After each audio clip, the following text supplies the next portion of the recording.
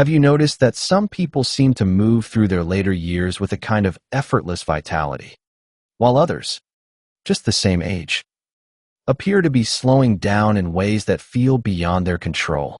We tend to assume this comes down to genetics or luck, that some of us simply win the biological lottery while others do not. But what if the most significant factors determining how we age are not written in our DNA at all? What if the architecture of a long, capable life is built slowly, invisibly, through patterns we barely notice we are repeating? There is a growing body of observation, gathered from populations around the world and across centuries, that suggests something surprising. The way we age may have less to do with the number of candles on our birthday cake and far more to do with something we have not been taught to see. And understanding this distinction might change not only how you think about your own aging, but what you do about it starting today. You are listening to the Longevity Library, where we archive the wisdom of healthy aging, the continuity of vitality, understanding the architecture of long human lives, a thoughtful examination of how we age, what shapes our later years, and the patterns that emerge across cultures and centuries. There is a question that has occupied human minds for as long as we have had the capacity to wonder about our own existence. What makes it possible for some people to live not merely long lives, but lives that remain vital, engaged, and meaningful into their final decades? The answer, as with most profound questions, is not simple. It does not reduce to a single vitamin, a specific exercise, or a particular diet. Instead, what emerges from the study of long-lived populations, from the observations of physicians who have spent decades caring for older patients, and from the accumulating body of research into human aging, is something more like a pattern, a set of principles that appear consistently among those who age well, regardless of where or when they lived. This is not a guide to cheating death or reversing the clock. The clock does not reverse, and death is not cheated. But between the vigor of youth and the frailty that can accompany extreme age lies a vast territory, decades of life in which the choices we make, the environments we inhabit, and the relationships we maintain exert profound influence on how we experience our own aging. Understanding that influence, and learning to work with rather than against the grain of human biology, is the subject of what follows. Part 1. The architecture of human longevity. What aging actually is. Before considering how to age well, it is worth understanding what aging is and what it is not. Aging is not, as commonly imagined, a disease that can be cured. It is not a mistake in the body's design or a failure of maintenance that could theoretically be eliminated with enough scientific progress. Aging is, rather, a fundamental characteristic of complex biological systems, as natural as growth and development. To understand why, consider what happens in any system that must maintain itself over time. The human body is composed of trillions of cells, each performing thousands of chemical reactions every second. These reactions produce waste, create wear and tear on cellular structures, and occasionally make errors in copying genetic material. The body has elaborate mechanisms for repairing this damage, mechanisms that are remarkably effective for several decades. But these repair systems themselves experience wear and tear. Over time, damage accumulates faster than it can be repaired. This accumulation is what we experience as aging. This perspective is important because it clarifies what is and is not possible. We cannot stop the accumulation of damage entirely, any more than we can stop a car from gradually wearing out with use. But we can influence the rate at which damage accumulates. We can support the body's repair systems. We can avoid adding unnecessary stress to an already complex system. The goal is not immortality, but extension, extending the period of life during which we remain capable, engaged, and free from significant disability. The compression of morbidity. One of the most important concepts in the study of healthy aging is something researchers call the compression of morbidity. The term was coined by Dr. James Fries, a physician and researcher who observed something striking about patterns of illness in later life. In traditional societies, and even in modern societies until relatively recently, people who survived to old age often experienced a long period of gradual decline, years or even decades of increasing disability and illness before death. But Fries noticed that this pattern was not inevitable. He observed that people who maintained certain health practices throughout life tended to experience something different. A relatively long period of good health followed by a relatively short period of decline at the very end of life. The period of morbidity, of illness and disability, was compressed into a shorter time frame. This concept shifts how we think about the goal of health practices. The aim is not necessarily to live longer, though that often happens as a byproduct.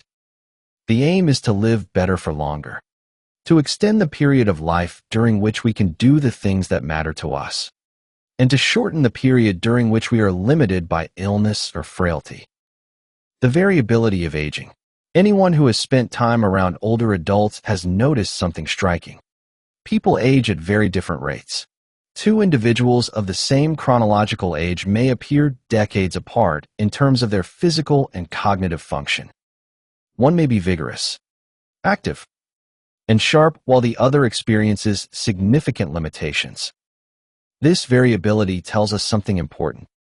Chronological age, the number of years since birth, is only a rough guide to biological age, the actual condition of the body's systems.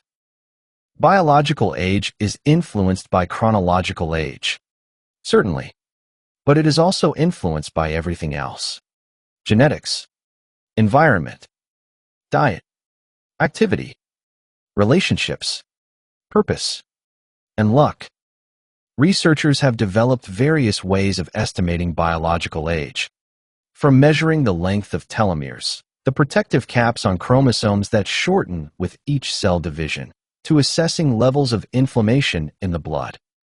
But these measurements, while useful for research, are less important than the underlying insight. We have more influence over our biological age than we might think. The rate at which our bodies accumulate damage is not fixed.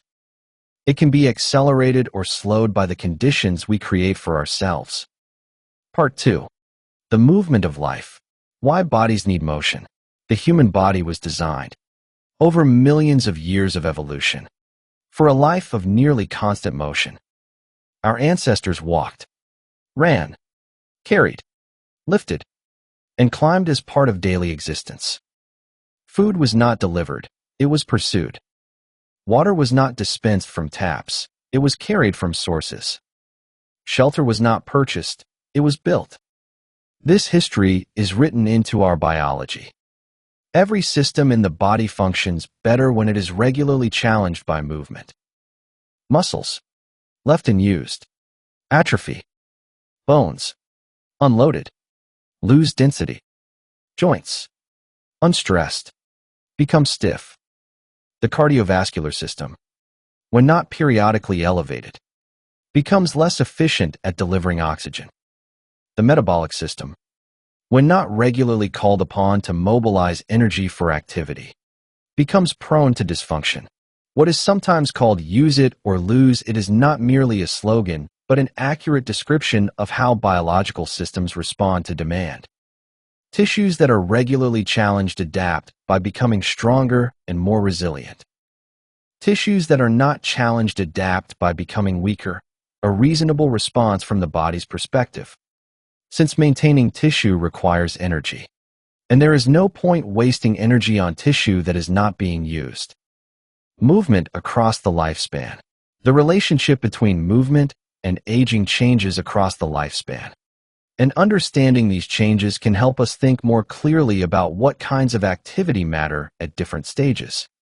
In youth and young adulthood, movement is primarily about development, building the muscle mass, bone density, and cardiovascular capacity that will serve as a reservoir for the rest of life. This is the period when the body is most responsive to training, when it can build capacity most efficiently. In middle age, movement becomes primarily about maintenance, preserving the capacity that was built earlier and slowing the natural decline that begins to accelerate in the fourth and fifth decades. This is also the period when movement becomes increasingly important for metabolic health, as the body's efficiency at processing fuel begins to decline. In later life, movement becomes primarily about function, maintaining the ability to perform the activities of daily life that allow independence. Strength to rise from a chair, balance to walk without falling, endurance to shop and cook and clean. These become the primary goals of movement. This progression suggests that the type of movement that matters most may change with age, but the importance of movement itself does not diminish. In fact, for older adults, movement may be more important than ever, precisely because the margin for error narrows. A fall that would have been a minor inconvenience at 40 can be a life-changing event at 80. The multiple dimensions of movement. When researchers study the movement patterns of people who age well, certain categories consistently emerge. These are not necessarily formal exercise programs, but rather dimensions of movement that appear repeatedly in the lives of vital older adults. The first is what might be called foundational movement, the basic activities that keep the body capable of daily function.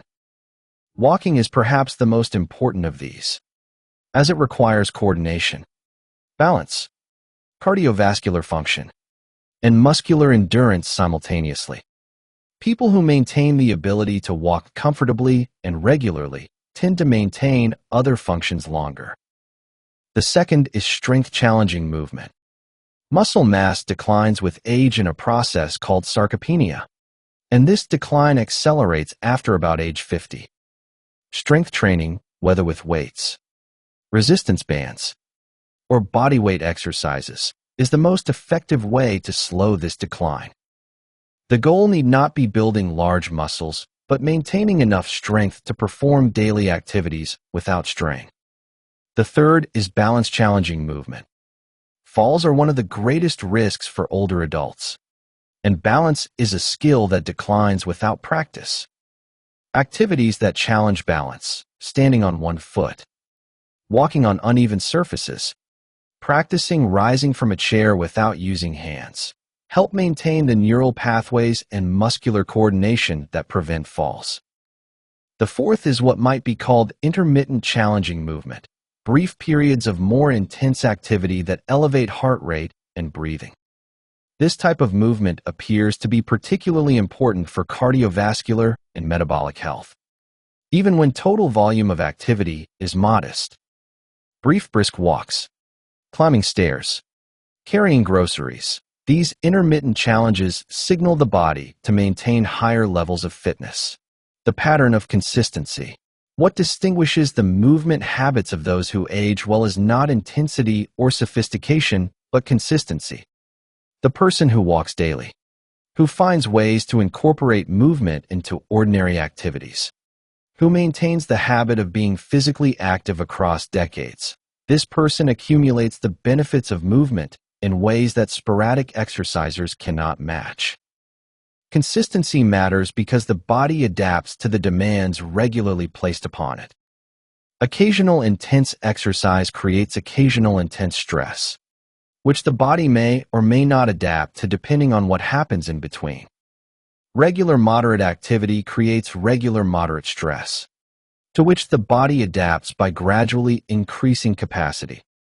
The cumulative effect of this gradual adaptation over years and decades is substantial. This is good news for those who find the idea of intense exercise unappealing or impractical. The evidence suggests that for most health outcomes, consistency of moderate activity matters more than occasional intensity. A daily walk, maintained over decades, likely confers more benefit than sporadic gym sessions followed by long periods of inactivity. Part 3. The fuel of life. Metabolism and its changes. Every living cell requires energy. And the process by which the body converts food into usable energy is called metabolism. This process is not static. It changes across the lifespan in ways that have important implications for how we think about nutrition. In youth, metabolism is generally efficient and forgiving. The body handles fluctuations in food intake, processes various types of fuel, and maintains stable function across a wide range of eating patterns. This metabolic flexibility is one of the characteristics of youth. As we age, metabolic flexibility tends to decline. The body becomes less efficient at processing certain types of fuel, particularly carbohydrates. Blood sugar regulation becomes more challenging. The relationship between calorie intake and body composition shifts, with calories more likely to be stored as fat and less available for building and maintaining muscle. These changes are not a sign of failure, but a natural progression. Understanding them allows us to adjust our eating patterns in ways that work with rather than against our changing biology. Patterns across long-lived populations. When researchers study populations with high proportions of healthy older adults, places like Okinawa in Japan, Sardinia in Italy, Ikaria in Greece, and the Nicoya Peninsula in Costa Rica, certain dietary patterns emerge consistently. These are sometimes called blue zones, though the pattern is more important than the label. The first consistent pattern is that people in these populations eat predominantly whole foods, foods that are recognizable as coming from plants or animals rather than from industrial processes. Vegetables, fruits, legumes, whole grains, and modest amounts of animal products form the basis of traditional diets in these regions. The second pattern is that they eat less total food than typical modern diets. This is not necessarily deliberate calorie restriction, but a natural consequence of eating patterns that emphasize nutrient-dense rather than calorie-dense foods. Meals are satisfying, but not excessive. Snacking between meals is less common. The third pattern is that they eat a variety of plant foods. The typical diet in these regions includes numerous types of vegetables, often grown locally and eaten in season. This variety provides a range of phytochemicals, compounds produced by plants that appear to have beneficial effects on human health. The fourth pattern is that they eat animal products sparingly. Meat, when consumed, is often used as a flavoring or occasional addition rather than as the centerpiece of meals. Fish, dairy, and eggs appear in modest amounts in various combinations across different regions. The timing of meals, beyond what people eat, when they eat appears to matter for metabolic health. The human body operates on circadian rhythms, daily cycles of activity and rest that affect virtually every biological process. Digestion and metabolism follow these rhythms. Research suggests that eating in alignment with these rhythms, consuming most calories earlier in the day, allowing a longer overnight fast, may support better metabolic function.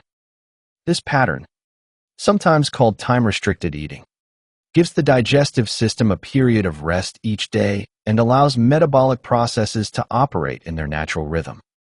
The traditional eating patterns observed in many long-lived populations often include a substantial midday meal, a lighter evening meal, and little or no eating after dinner. This naturally creates a fasting period of 12 to 14 hours overnight, which appears to be beneficial for metabolic health. The quality of calories. In discussions of nutrition, much attention focuses on macronutrients, carbohydrates, fats, and proteins. But for older adults, the quality of calories within these categories may matter more than the precise ratios. Carbohydrates from whole sources, vegetables, fruits, legumes, whole grains, come packaged with fiber, vitamins, minerals, and phytochemicals. These same carbohydrates, when refined and processed, lose many of these beneficial components and are absorbed more rapidly, creating sharper spikes in blood sugar. Fats from whole sources, nuts, Seeds, olives, fatty fish provide essential fatty acids along with other nutrients. Industrial fats, hydrogenated oils, highly processed seed oils provide calories without these beneficial companions and may promote inflammation. Protein quality matters particularly for older adults because of the body's changing efficiency at using dietary protein for muscle maintenance. Older bodies require more protein per meal to stimulate muscle protein synthesis, the process by which dietary protein is converted into muscle tissue. Spreading protein intake across meals, rather than consuming most at one meal, may support better muscle maintenance. Hydration and its neglect. One of the most common and overlooked nutritional issues in older adults is inadequate hydration. The sensation of thirst diminishes with age, meaning that many older people do not feel thirsty until they are already dehydrated. Medications commonly taken by older adults can increase fluid loss. Kidney function changes, making the body less efficient at conserving water. Dehydration in older adults can manifest in ways that are not obviously connected to fluid intake, confusion, fatigue, constipation, dizziness.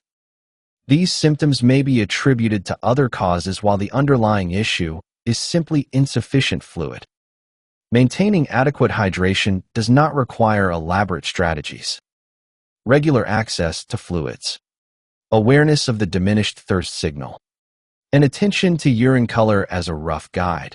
Pale yellow suggests adequate hydration, can help prevent the gradual dehydration that affects many older adults. Part 4. The nervous system and its care. The brain's lifelong adaptability. For much of the 20th century, scientists believed that the brain was relatively fixed after development, that we were born with a certain number of neurons, that we lost them gradually over time, and that we could not generate new ones. This view has been fundamentally revised. We now understand that the brain remains capable of change throughout life, a property called neuroplasticity. New connections between neurons form continuously in response to experience. In certain brain regions, new neurons can be generated even in older age. The brain is not a static organ, but a dynamic one, constantly remodeling itself in response to how it is used. This has profound implications for aging. It means that cognitive decline is not inevitable. It means that engaging the brain in certain ways can maintain and even enhance its function. It means that the old saw about teaching an old dog new tricks is simply wrong. Older brains remain capable of learning, adapting, and growing. Cognitive reserve. Researchers use the term cognitive reserve to describe the brain's ability to cope with damage while maintaining function.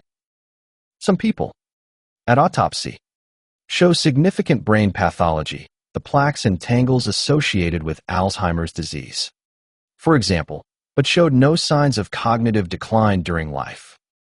Their brains had sufficient reserve to compensate for the damage. Cognitive reserve appears to be built through a lifetime of mentally engaging activities. Education is one contributor. People with more years of formal education tend to have greater reserve. But education is not the only path. Complex work, learning new skills, maintaining social connections, reading, playing musical instruments, engaging in hobbies that require mental effort. All of these appear to contribute to reserve. The concept of reserve is encouraging because it suggests that the relationship between brain health and brain function is not simple. We cannot control all the factors that affect our brains, but we can build capacity that helps us maintain function even if pathology develops. The social brain. One of the most consistent findings in research on healthy aging is the importance of social connection. People with strong social ties tend to live longer, maintain better cognitive function, and experience better physical health than those who are socially isolated. This connection between social engagement and health is not merely correlation. Social interaction appears to affect the brain directly. Conversation requires attention, memory, language processing, and emotional regulation, all of which exercise neural circuits. Social support buffers the effects of stress, reducing the wear and tear of chronic stress hormones on the body. Social connection provides meaning and purpose, which motivate the behaviors that maintain health. Conversely, social isolation is a significant risk factor for both physical and cognitive decline. The mechanisms are multiple. Isolation reduces mental stimulation, increases stress, decreases motivation for self-care, and may directly affect physiological processes through pathways not yet fully understood. For older adults, maintaining social connections often requires intentional effort. Retirement can reduce work-based connections. Friends and family members may move away or die. Physical limitations can make leaving the home more difficult. Recognizing these challenges and actively working to maintain social engagement through community activities, volunteer work, religious participation, or simply regular contact with friends and family appears to be an important component of aging well. Purpose and direction. Beyond social connection, having a sense of purpose, a reason to get up in the morning, a direction for one's life, is consistently associated with better health outcomes in older adults. People who report having a sense of purpose live longer, maintain better physical function, and show slower cognitive decline than those who lack this sense. Purpose need not be grand or world-changing. It can be caring for a grandchild, tending a garden, participating in a book club, volunteering at a local organization, or pursuing a creative hobby. What matters is that the activity feels meaningful to the individual and provides structure and motivation for daily life. The relationship between purpose and health likely operates through multiple pathways. Purpose motivates behavior. People with purpose are more likely to engage in health-promoting activities. Purpose provides stress resilience. Challenges are easier to bear when they occur in the context of meaningful direction. Purpose may directly affect physiological processes through mechanisms not yet understood. For older adults who have lost the purpose that came from work or child-rearing, finding new sources of meaning can be a critical task. This is not always easy, but the evidence suggests it is worth the effort. Part 5. The body's defense systems. Inflammation and its regulation. Inflammation is one of the body's essential defense mechanisms. When tissues are damaged or pathogens invade, the immune system mounts an inflammatory response, increasing blood flow to the affected area, recruiting immune cells, and initiating repair processes. This acute inflammation is protective and normally resolves once the threat is eliminated. But inflammation can also become chronic, a low level. Persistent activation of the inflammatory response even in the absence of acute threat. This chronic inflammation is different from the acute version. It does not produce obvious symptoms like redness or swelling, but it gradually damages tissues throughout the body. Chronic inflammation is now understood to be a common pathway in many age-related conditions. It contributes to cardiovascular disease, insulin resistance, cognitive decline, and physical frailty. Reducing chronic inflammation may therefore be one of the most important strategies for maintaining health in later life. Several factors appear to influence chronic inflammation. Diet is one. Certain foods promote inflammation, while others help regulate it. Physical activity is another. Regular movement has anti-inflammatory effects. Stress management matters. Chronic stress promotes inflammation. Sleep quality is relevant. Poor sleep is associated with higher inflammatory markers. Maintaining a healthy body weight reduces inflammatory signals from excess fat tissue. The immune system and aging. The immune system changes with age in ways that affect vulnerability to both infection and chronic disease. Some of these changes reduce the immune system's ability to respond to new threats, which is why older adults are more susceptible to novel infections and respond less robustly to vaccines. Other changes increase inappropriate immune activity, contributing to autoimmune conditions and chronic inflammation. Supporting immune function in later life involves many of the same factors that support overall health. Adequate nutrition is essential. Immune cells require various nutrients to function properly. Physical activity enhances immune surveillance, the process by which immune cells patrol the body looking for threats. Sleep is critical for immune function. During sleep, the immune system performs many of its maintenance functions. Stress management matters. Chronic stress hormones suppress immune activity. Vaccination becomes increasingly important with age. Vaccines are less effective in older adults than in younger ones, but they still provide substantial protection. Staying current with recommended vaccinations for influenza, pneumococcal disease, shingles, and other infections is a practical strategy for reducing risk. The stress response system, the body's stress response, sometimes called the fight or flight response, evolved to help us deal with acute physical threats. When danger appears, the body releases hormones that increase heart rate, elevate blood pressure, mobilize energy stores, and sharpen attention. This response is protective in the short term. But the stress response system did not evolve to be activated chronically. When stress becomes persistent, when the body is constantly in a state of low-level alert, the same hormones that protect in the short term become damaging over time. Chronic elevation of stress hormones contributes to hypertension, insulin resistance, immune suppression, and brain changes that affect memory and mood. The stressors of modern life are often not the physical threats the system was designed for. Financial worry, relationship conflict, work pressure, and the constant input of disturbing news can all activate the stress response without providing the physical resolution that would normally turn it off. Learning to regulate the stress response is therefore a health practice, not merely a matter of comfort. Techniques that activate the relaxation response, the counterbalance to the stress response, can reduce the wear and tear of chronic stress. Deep breathing, meditation, time in nature, engaging in enjoyable activities, and maintaining supportive relationships all appear to help regulate the stress system. Part 6. The environment we inhabit. The built environment and movement. The physical environment we inhabit shapes our behavior in ways that are often invisible to us. A neighborhood designed for walking encourages walking. A home with stairs requires climbing them. A community with parks and green spaces invites time outdoors. For older adults, the built environment can either support or undermine the activities that maintain health. Safe, well-maintained sidewalks encourage walking outside.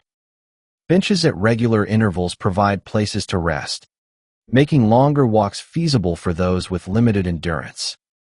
Accessible public transportation enables continued independence for those who no longer drive. Proximity to shops and services reduces the need for long car trips. Conversely, environments designed exclusively around cars can trap those who no longer drive. Suburban neighborhoods without sidewalks make walking unpleasant or unsafe. Sprawling development puts essential services beyond walking distance. Homes with stairs become barriers for those with mobility limitations. While we cannot always control our environment, awareness of its influence allows us to make choices that support our needs. Choosing housing that will remain functional as we age. Seeking communities that support walking and social connection. Modifying homes to reduce fall risks. These are investments in future function. The natural environment and health. Time in natural environments appears to have specific benefits beyond those of simply being outdoors. Studies suggest that exposure to green spaces reduces stress, improves mood, enhances cognitive function, and may even affect physiological measures like blood pressure and immune function. The mechanisms are not fully understood, but likely involve multiple pathways.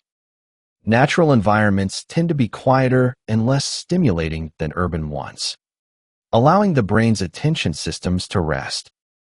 They often encourage physical activity. They may expose us to beneficial microorganisms or other environmental factors. The visual patterns of nature, fractal patterns like those in leaves and clouds, appear to be processed by the brain in ways that are inherently calming. For older adults, access to natural environments can be particularly important.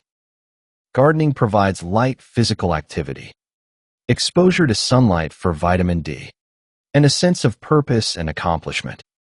Walking in parks combines movement with the benefits of nature. Even viewing nature through windows has been associated with better outcomes in some studies. The social environment. Just as the physical environment shapes behavior, the social environment shapes health in profound ways. The people around us influence our habits, our stress levels, our sense of purpose, and our emotional state. Research on social networks has found that behaviors spread through social connections. If people in your social network are physically active, you are more likely to be active. If they smoke, you are more likely to smoke. If they maintain healthy weight, you are more likely to do so. These effects extend beyond direct influence to several degrees of separation. The behavior of friends affects us, even if we do not know them directly. For older adults, maintaining a supportive social environment often requires intentional cultivation. Retirement can disrupt work-based social networks. Moves to new locations can separate people from established connections. The deaths of friends and family members can shrink networks. Building new connections, maintaining existing ones, and choosing to spend time with people who support rather than undermine health become increasingly important. Part 7. The patterns that emerge. The interconnection of systems. Throughout this exploration, a pattern emerges that is worth naming explicitly. The systems of the body do not operate in isolation. They are deeply interconnected, each influencing and being influenced by the others. Movement affects metabolism. Muscle tissue is a major consumer of glucose, and physical activity improves the body's sensitivity to insulin. Metabolism affects brain function. The brain is highly dependent on stable fuel supply and is affected by metabolic disorders like diabetes. Brain function affects movement. The coordination and motivation for physical activity originate in the brain. Social connection affects all of these through stress regulation, behavioral influence, and direct effects on brain function. This interconnection means that there is no single key to healthy aging. No supplement, no exercise, no diet can compensate for neglect of other systems.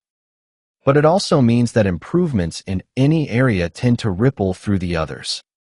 Becoming more physically active often leads to better eating. Better eating often leads to more energy for activity. Reducing stress often makes it easier to maintain healthy habits. The systems support each other when they are moving in the right direction. The accumulation of advantage. Another pattern that emerges from studying those who age well is what might be called the accumulation of advantage. Small differences in habits, maintained over long periods, compound into large differences in outcomes. The person who walks daily, who eats reasonably well, who maintains social connections, who manages stress, who gets adequate sleep. Each of these practices confers modest benefit in isolation. But over decades, the combination of modest benefits produces substantial advantage. The difference between someone who ages well and someone who does not is rarely a single dramatic choice, but rather thousands of small choices, made consistently over time. This is encouraging because it means that dramatic interventions are not required. The goal is not perfection, but consistency. Small improvements, maintained, accumulate. The person who adds a daily walk to their routine, who improves their diet incrementally, who makes an effort to stay connected with friends. This person is on a path that will look very different over decades from the path of someone who neglects these things. The adaptability of human beings. One of the most remarkable characteristics of human beings is our adaptability. We are capable of thriving in an extraordinary range of environments, of adjusting to profound changes in circumstances, of learning and growing across the entire lifespan. This adaptability extends to aging itself. While we cannot choose whether to age, we can influence how we age. The body responds to the demands we place upon it, within limits. The brain responds to the challenges we give it. The social self responds to the connections we maintain. This adaptability means that it is never too late to make changes that matter. Even in later life, beginning to move more, to eat better, to engage socially, to find purpose, these changes produce benefits. The magnitude of benefit may be smaller than if the practices had been maintained for decades, but the benefit is real. The body and brain retain the capacity to respond to positive inputs throughout life. Part 8. The practical expression of principles. Movement in daily life. The principles discussed earlier find practical expression in the routines of daily life. For movement, this means finding ways to be active that are sustainable and enjoyable. Walking remains the most accessible and underrated form of physical activity. A daily walk of 20 to 30 minutes, maintained consistently, provides cardiovascular benefit, supports joint health, improves mood, and creates opportunities for social connection or solitary reflection. Walking after meals may be particularly beneficial for blood sugar regulation. Strength maintenance does not require gym membership. Bodyweight exercises, squats, lunges, push-ups against a wall can be done anywhere. Resistance bands are inexpensive and versatile. Carrying groceries, gardening, climbing stairs, these daily activities count when done regularly. Balance practice can be incorporated into existing routines. Brushing teeth while standing on one foot. Rising from a chair without using hands. Walking heel to toe for a few steps each day. These small practices maintain the neural pathways that prevent falls. The key is not the specific activity, but the pattern. Regular, consistent movement that challenges the body in multiple dimensions. The person who walks daily, who finds ways to use their strength, who occasionally challenges their balance. This person is maintaining the systems that support function. Eating as a practice.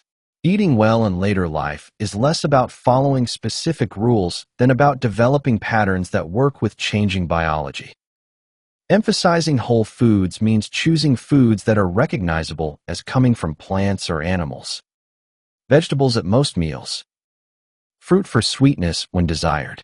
Legumes and whole grains for sustained energy. Nuts and seeds for healthy fats and protein. Animal products as additions rather than centers of meals. Eating less overall means paying attention to portion sizes and hunger signals. Serving food on smaller plates. Eating slowly. Allowing the body's satiety signals to register. Stopping before fullness becomes discomfort. These practices help align intake with actual needs. Spreading protein across meals means ensuring that each meal contains a source of quality protein. Eggs at breakfast. Beans at lunch. Fish at dinner. This pattern supports muscle maintenance better than consuming most protein at a single meal. Staying hydrated means drinking regularly throughout the day, even when not thirsty. Water, herbal tea, and other unsweetened beverages count. Paying attention to urine color provides a rough guide to hydration status. Social connection as practice. Maintaining social connection in later life often requires intentional effort, but the effort is justified by the benefits. Regular contact with family and friends, even when brief, maintains relationship bonds. Phone calls, video chats, written notes, These small gestures accumulate into maintained connection. Participation in groups provides structure for social interaction. Book clubs, walking groups, volunteer organizations, religious communities, continuing education classes, these bring people together around shared interests, making connection easier. Intergenerational contact provides particular benefits. Time with younger people, grandchildren, ments, students, keeps older adults engaged with the changing world and provides opportunities to share wisdom and experience.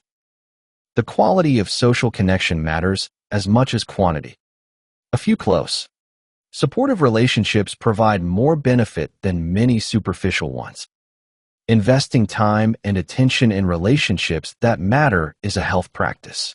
Purpose as daily direction. Finding and maintaining purpose does not require grand projects.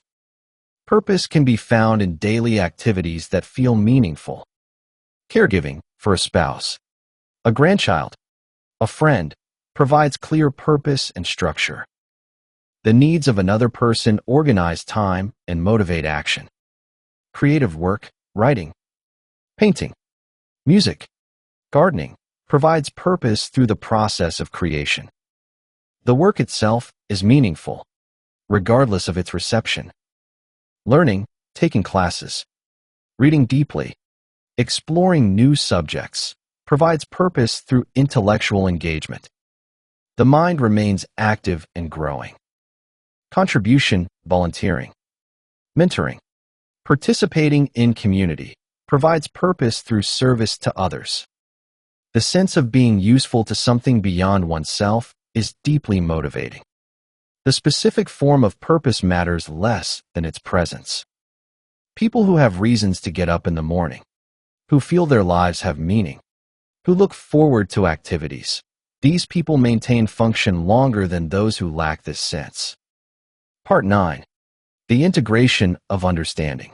The whole being greater than parts. Throughout this exploration, we have examined various systems and practices separately: movement, nutrition, social connection, purpose, stress regulation. But in lived experience, these are not separate. They are dimensions of a single life, constantly interacting. The person who walks daily is not just moving their body.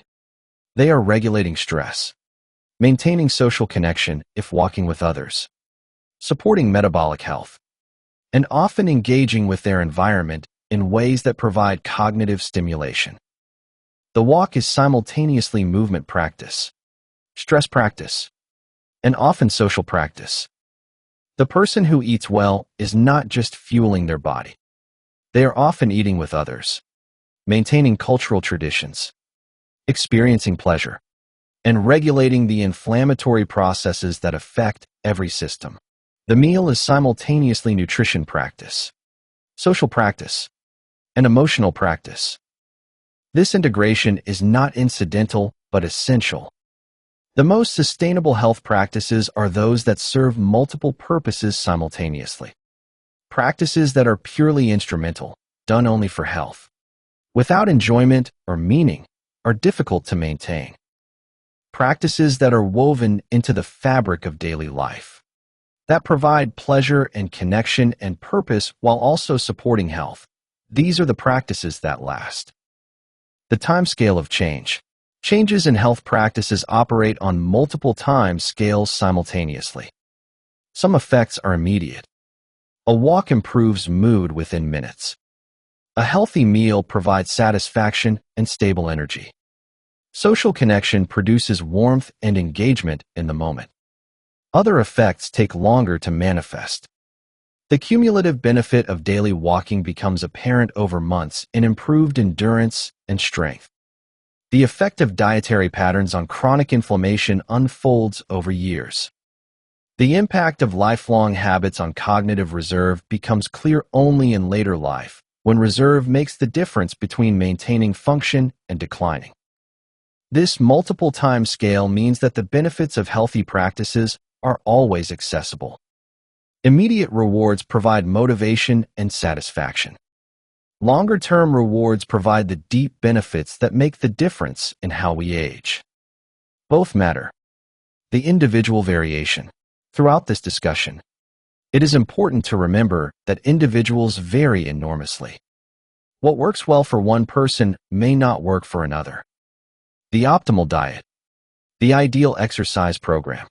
The most fulfilling forms of social connection and purpose. These differ across individuals based on genetics, history, preferences, and circumstances. This variation means that the principles outlined here are guides, not prescriptions. They suggest directions to explore, patterns to consider, practices to try. The specific application must be worked out by each individual in the context of their own life. The person who hates walking may love swimming. The person who cannot tolerate certain foods may thrive on others. The person who finds large social gatherings exhausting may prefer one-on-one connections. The goal is not to follow someone else's program, but to find one's own expression of the underlying principles. Part 10. The perspective of time. Aging as continuity. There is a tendency to think of aging as a separate phase of life, distinct from what came before. But aging is not something that suddenly begins at 65 or 70. It is a continuous process that starts the moment we are born and continues until we die. The 70-year-old is the same person as the 20-year-old, just with 50 more years of experience and adaptation. This perspective matters because it connects the choices we make throughout life to the outcomes we experience later. The habits of young adulthood become the foundations of middle age. The patterns of middle age become the determinants of later life. There is no point at which it is too late to make changes, but there is also no point at which past choices stop mattering. The continuity of aging also means that the experiences of older adults are not separate from the experiences of younger generations. We are all on the same trajectory, just at different points. The respect and understanding we extend to older adults today will be the respect and understanding we receive when we are old. The society we build for aging populations is the society we will inhabit when we age. The wisdom of age. In many traditional societies, old age was associated with wisdom, with the deep understanding that comes only from decades of experience. This association was not merely sentimental. It reflected the reality that certain kinds of knowledge cannot be acquired quickly, cannot be learned from books, cannot be transmitted except through living. Older adults have observed patterns that younger people have not yet seen. They have watched relationships succeed and fail, economies rise and fall, technologies emerge and become obsolete. They have learned which concerns are temporary and which are enduring, which problems solve themselves and which require attention, which people can be trusted and which cannot. This wisdom is not automatically present in every older person, but it is available to those who have paid attention throughout their lives. And it is valuable not only to the individuals who possess it, but to the communities and families that have access to it. The transmission of wisdom from older to younger generations is one of the essential functions that holds societies together across time. The gift of time. For those who reach later life in good health, there is a gift that is not available earlier, time that is more fully one's own. The demands of career and child-rearing have eased. The pressure to achieve and accumulate has diminished. The relentless forward motion of earlier decades has slowed. This time can be used in many ways. Some use it to deepen relationships that were neglected during busier years. Some use it to pursue interests they never had time for. Some use it to give back to communities that supported them. Some use it simply to be present, to watch the world, to reflect, to appreciate the ordinary moments that make up a life. The quality of later life depends partly on how this time is used. Those who remain engaged, who maintain connections, who find meaning in their days, these people experience aging differently from those who withdraw, who lose purpose, who fill time with passive entertainment, and isolation. The gift of time requires active stewardship to yield its full value. Conclusion: the architecture of a long human life. What emerges from this exploration is not a formula for eternal youth, but something more useful. An understanding of how human beings can live well across the entire arc of life. The principles are not mysterious. Move regularly, in ways that challenge the body across multiple dimensions. Eat mostly whole foods, in reasonable quantities, with attention to quality and timing. Maintain social connections that provide support and stimulation. Find purpose that gives direction to days. Regulate stress through practices that calm the nervous system. Create environments that support rather than undermine these practices. These principles are simple to state, but challenging to live. They require consistency across decades. They require attention to the multiple dimensions of life. They require adaptation as circumstances change and as the body itself changes. They require the wisdom to know which advice to follow and which to ignore, which practices to maintain and which to modify. But they are also accessible. They do not require expensive equipment, exotic supplements, or extreme regimens. They do not require perfection, only consistent effort in the right direction. They are available to anyone, at any age, who chooses to attend to them. The architecture of a long human life is not built all at once. It is built day by day, choice by choice, habit by habit.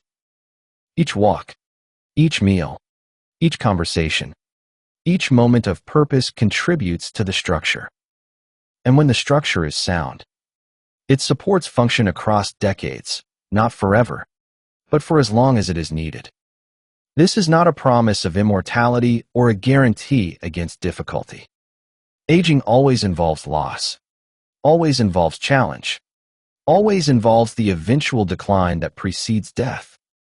But between the vigor of youth and the frailty of extreme age lies a vast territory, decades of life that can be lived with vitality, engagement, and meaning. Understanding how to navigate that territory, and choosing to do so, is one of the most important tasks any of us will face. The architecture of a long human life is not built in a single dramatic moment, but in thousands of small, almost invisible choices repeated across decades. The walk you take today, the meal you share with someone you love, the purpose that gets you out of bed tomorrow morning. These are not merely pleasant activities. They are the actual structure upon which vital later years are built. We invite you to reflect on what you have heard here, and perhaps to notice, in the coming days, which patterns in your own life are serving the future you hope to inhabit. If this conversation has stirred something worth considering, we hope you will share your thoughts in the comments and explore other recordings in this library. There is more wisdom here, waiting for you. This is the Longevity Library. Listen, learn, and live longer.